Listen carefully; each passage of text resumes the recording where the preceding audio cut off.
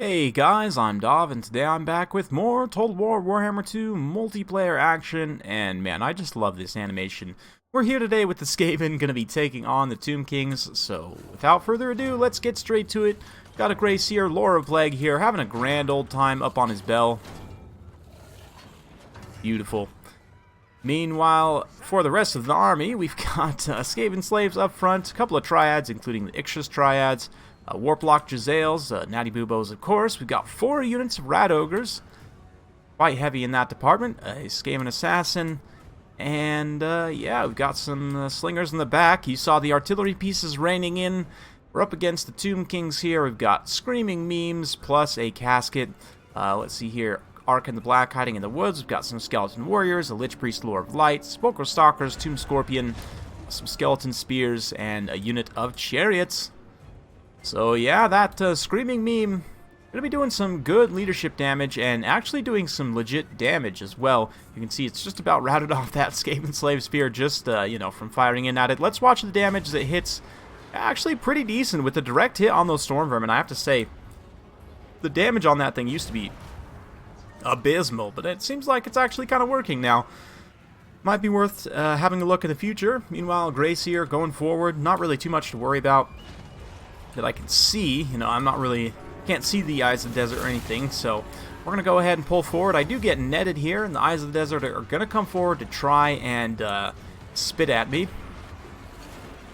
But these clan rats come forward and manage to actually engage them in melee, interrupting them from being able to use that missile attack, so that's excellent. Meanwhile, Natty Boobos have opened up on the casket, and the assassin comes forward to start to work it over in melee as well. He is going to get pushed around a little bit, but he should be able to get some attack animations in. Likewise, we've also dropped that Assassin's Trophy on Ark and the Black. He's getting chased around by the bell, and oh man, look at that Skaven force pushing up the hill behind the bell. That is a beautiful shot right there. Ark and the Black going to get bumper card in the back. But that does mean I'm going to get point blank gaze to the face from those Sepulchral Stalkers. Meanwhile, in the backline, Carrion come down. They are just hitting Skaven Slave Slingers, which is fine by me, as long as those Natty Boobos are able to stay online, stay active. And yeah, the Casket of Souls getting taken out pretty badly here. I also used a dreaded 13th spell, and you see how there was an actual explosion that just wrecked that unit of Skeleton Warriors. This assassin had been surrounded and had been taking quite a bit of damage there, but now I'm able to break him loose because of that giant explosion. And not to mention, it does summon up a unit of Storm Vermin Halberds that are going to come in here and tear apart the rest of this poor casket, which then allows the Natty Boobos to get interrupted by the Carrion here. I'm going to keep one Rat Ogre on station in the back line to help clean them up. Meanwhile, on the front line, these Storm Vermin, I do have a couple Storm Vermin sword and board. We're going to be pushing up, and they're going to be kind of the heavy presence in this line. You can see one of the units has gotten up onto the top of the hill here, helping to support that Grey Seer, but the Grey Seer's taken a ton of damage here. One of the reasons why the balance power is still pretty close. Likewise, this unit of Chariots is still pretty healthy also. Granted, we have been able to deal with some of the units over on the far side, but you can see I'm kind of getting a little bit blobbed up here. I'm going to dispatch my Triads, go find some different places to fight. Unfortunately, the Tomb Scorpion's just been completely surrounded by Rat Ogres almost the entire time. It's been a little bit rough, but Ark and the Black doing some great damage here, and me friendly firing like a pro onto my bell there with those Jezzails, but things are looking okay. Granted, with Ark and the Black summons, you never really can count them out, but Eyes of the Desert here might be able to come in, finish off my Grey Seer here. We'll see. Certainly getting rid of the Tomb Scorpion, the Source of Terror, is going to be massive, but there is this unit of Chariots also in the low ground. But with the 2 Rat Ogres having cleaned up the, the Carrion, we're able to get them in here, mass block on the Chariots. And despite the best effort of the Screaming Memes firing in here to do leadership damage and actually legit damage, it's not going to quite be enough. I think we'll be able to drag that one down there. And then, yeah, up on the high ground here, I believe the bell actually went down somewhere. Yeah, the bell actually went down somewhere. It went down to a Spear Leech to Arkan, but Arkan now getting sniped at by those Natty Boobos, and the Shopti summon comes in, tries to rat off the Assassin. Doom and Darkness as well. If you can break this leadership unit, then he might be able to, you know, start a bit of a comeback. But the Triads come in, they immediately start tearing away at those Ushabti. Likewise, the Eyes of the Desert are now going to be subject to the massive Rat Ogres here. So it's going to be tough. Arcan, if he can recharge his summon to be able to summon more skeletons, might be able to get it done. But with him being at such low HP at this point, he's going to have a hard time actually recharging that. And the Assassin also, definitely not a pushover, might be able to actually finish off Arcan here, but it looks like Arcan actually gets the leadership route and is able to route off the Assassin, so the balance of power coming back a little bit here, and will the Tomb Kings actually be able to make a rally? The Eyes of the Desert holding their leadership. They do have good melee defense as well. They might be able to rout off those Rat Ogres just purely based on leadership. The Ushabti as well finish off the Triads leadership.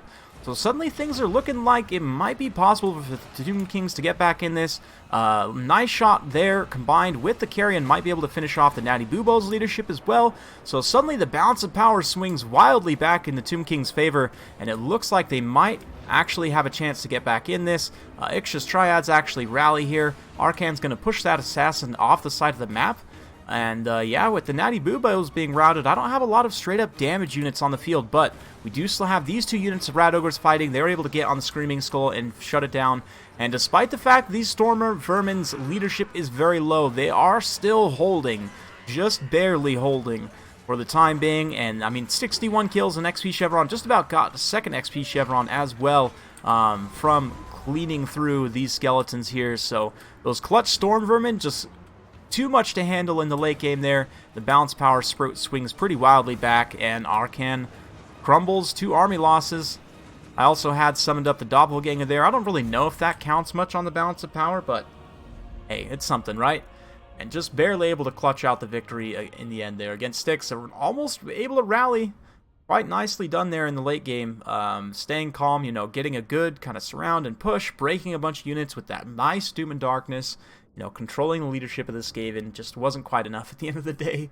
Yeah, but the army losses maybe hit a little bit prematurely, but it was going to be pretty hard for Arcan to take that by himself. But yeah, as far as the breakdown goes, I mean, the Storm Vermin definitely did some heavy lifting here. 70 and 80 kills, just kind of grinding through all over in that front line. The Grey Seer was a little bit of a distraction cart, literally, but also got the one critical spell, the one big dreaded 13th, which we'll take a look at in just a minute here. Clan Rats kind of got run over a little bit. The Triads, though, did some high-value work against, like, the Chariots. They helped support. The one Chariot on the one side got taken down pretty early in the battle. I didn't really highlight them too much, just because they got wrecked by the Triads and the Spears, I believe. But yeah, the Rat Ogres were also very, very key. I honestly, you know, I'd been taking less Rat Ogres in my Skaven builds, but I think I'm going to go back to like 4 Rat Ogres in almost every Skaven build, just because they do really good shock damage on the charge. They have pretty good damage output, and having that high mass kind of fast blocking unit against Chariots is just so good. Helps so much. Natty Boobos, of course, always going to be a good pick, pretty much. And yeah, fun stuff for Styx side. I think, honestly, this build would work really well if you just were to cut the casket and go a little bit wider with, like, maybe a couple more units of Tomb Guard. Tomb Guard, super solid in this matchup. They have good melee defense, high weapon strength. They cut through most Skaven units pretty efficiently.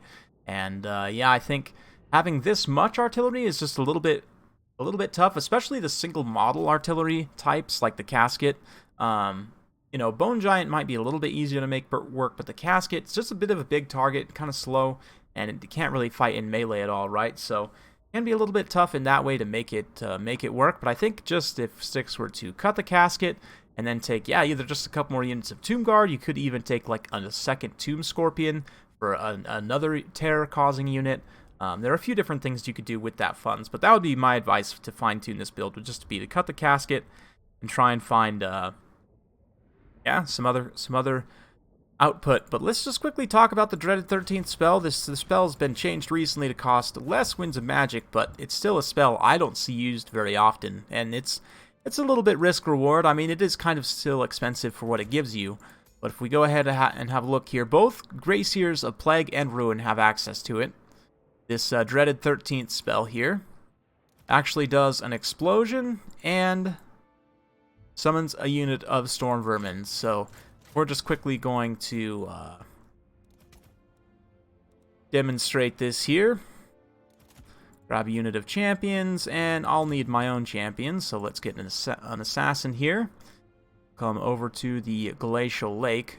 Most people don't realize, they think this is just a summon, but it is in fact a kind of hybrid summon / explosion spell. And so if you use it appropriately, I mean, you get value from both parts of it. So let's see if I can pull it off against the AI here.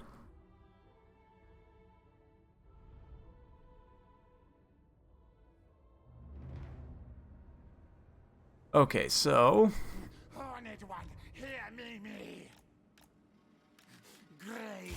okay.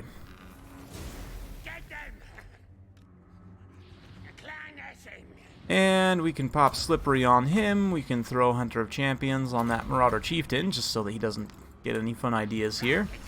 And you can see it's 20 Winds of Magic.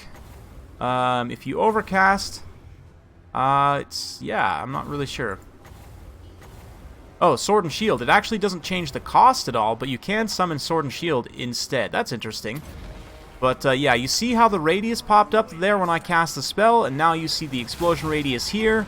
And when it explodes, it does a big burst of damage to those champions there, right? So that's kind of the idea. Arguably, it probably would have been better to summon the Swords and Shields against just some champions here, but yeah.